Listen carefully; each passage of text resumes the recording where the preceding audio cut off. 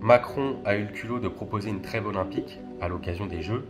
Or, aucune trêve il y a eu en ce qui concerne l'exploitation brutale des travailleurs, notamment les travailleurs dans la construction, dans le BTP, je vais y revenir, et aucune trêve il y a eu en ce qui concerne les profits faramineux qui ont été réalisés par le patronat français à l'occasion de ces Jeux.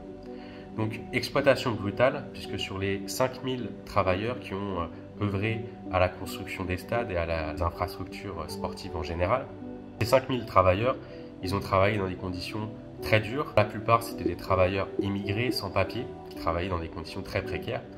Et le résultat, c'est un triste bilan, puisqu'il y a eu 5 morts et plus de 30 blessés graves sur les chantiers des JO. Donc, exploitation brutale, mais aussi très grande précarité pour tous les travailleurs qui organisent JO, pour toutes ces petites mains qui permettent en fait l'organisation et le bon déroulement de cet événement, notamment les travailleurs de la sécurité, puisqu'ils sont pour la plupart payés le SMIC quand ils sont payés, puisque la particularité de ces Jeux, c'est de mobiliser toute une couche de travailleurs qui en fait sont des bénévoles, d'accord, puisque pour l'amour du sport, selon les dirigeants du mouvement olympique, on peut travailler gratuitement.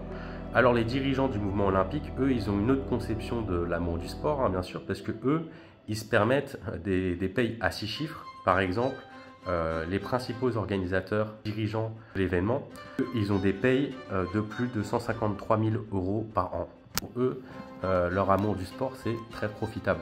C'est aussi très profitable cet événement pour tous les constructeurs de BTP, d'accord, qui ont fait des profits non seulement sur l'exploitation des travailleurs, mais aussi ont sucré de l'argent public, puisqu'ils ont été soutenus, financés essentiellement par de l'argent public.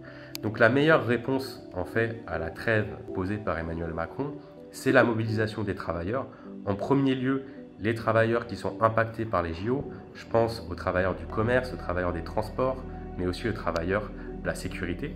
On doit lier cette lutte pour de meilleures conditions de travail à la lutte générale contre le gouvernement Macron. Ce n'est pas des trêves politiques dont les travailleurs ont besoin aujourd'hui, mais c'est de préparer de grandes mobilisations pour chasser Emmanuel Macron du pouvoir.